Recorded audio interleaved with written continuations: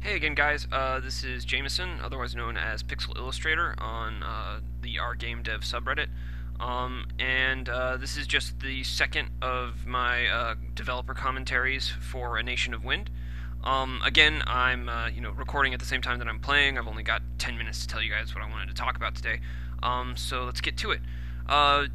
Basically, the last time I did one of these, I talked a little bit about the influences behind A Nation of Wind. But today I want to talk about some of the more intricate stuff, the combat mechanics specifically.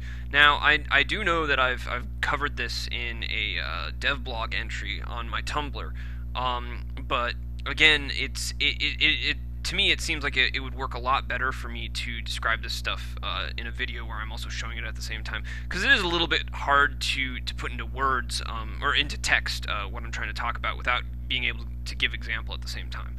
Um, so anyways, I talked a little bit about this in the last commentary video as well, but after going back through that, I realized how badly of a job I did actually.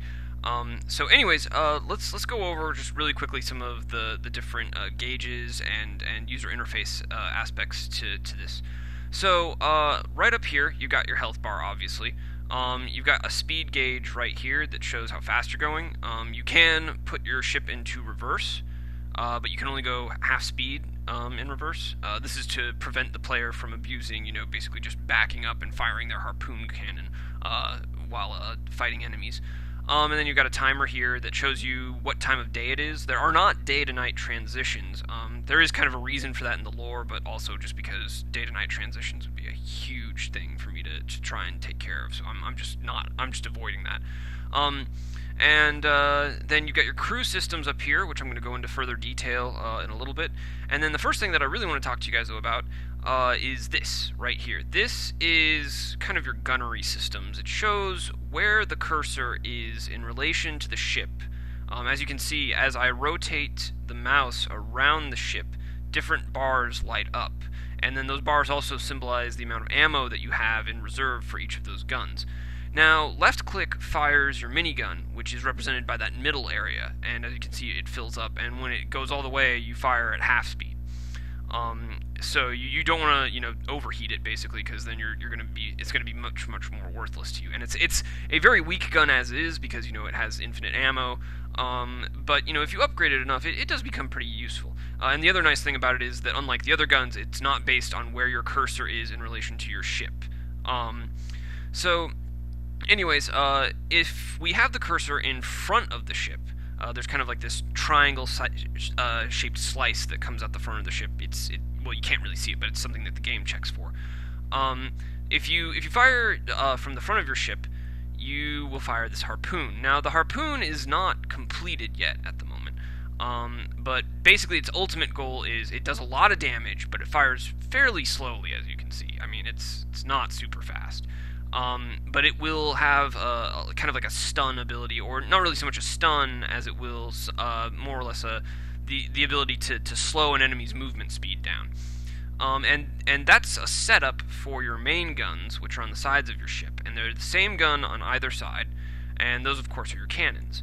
And the cannons, they have a decent rate of fire. You've got a large reserve of ammo, as you can see. Like I've got a lot of ammo in both of those stockpiles. And they're your bread and butter. So that's what the harpoon does. It kind of sets you up for that. And then the last gun that you have, or the last weapon you have, are the mines. And you have a very limited amount. As you can see, I used up like a third of my ammo reserve there. They are very powerful, but they also, again, have a very low rate of fire. And you can use those for two major things. Number one is the obvious, like if you're running away from an enemy, you can fire one out, and it's kind of like, your saving grace sort of move. And then another thing is you can, if you have a choke point where you know that enemies are going to come into, because let's say you set a settlement up in them or something, then you can place a whole bunch of them there as well. So that's another thing that you can do. Hold on just a second, because I'm going to also really quickly build a little settlement here, because I'm going to need to have more ammo to do the rest of this, which is what the town halls are great for. So we'll just leave that at there.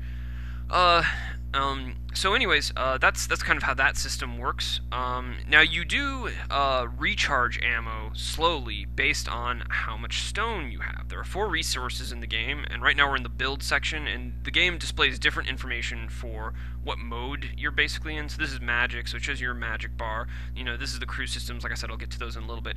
And then this is the building which is the main part where you really use resources. But you do use up resources just when you slowly recharge ammo.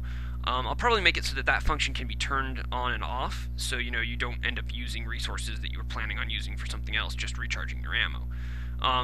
So see, you can see my stone resources right here are actually going down as my ship automatically recharges its ammo reserves.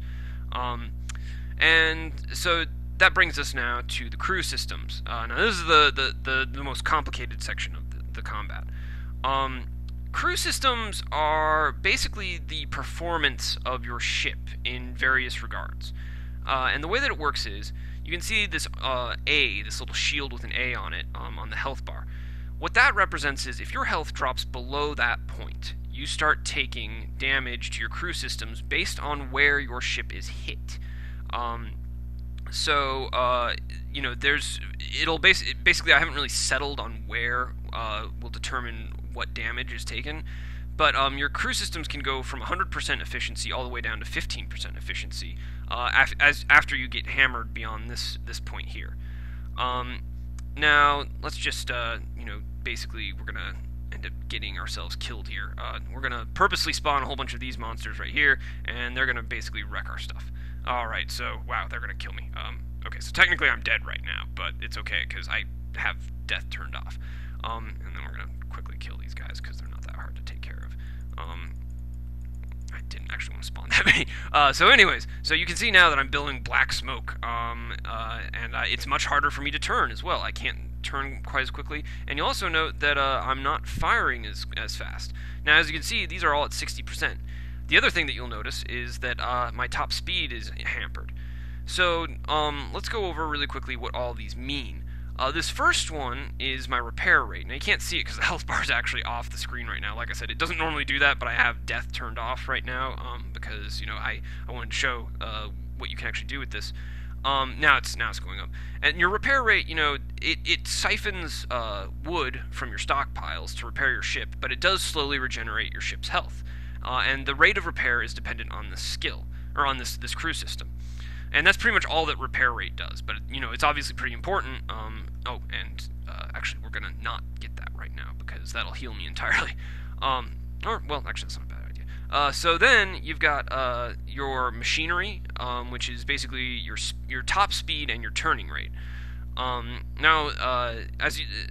Basically, those are pretty self-explanatory. Top speed, just lets you go faster, and turning rate lets you turn faster.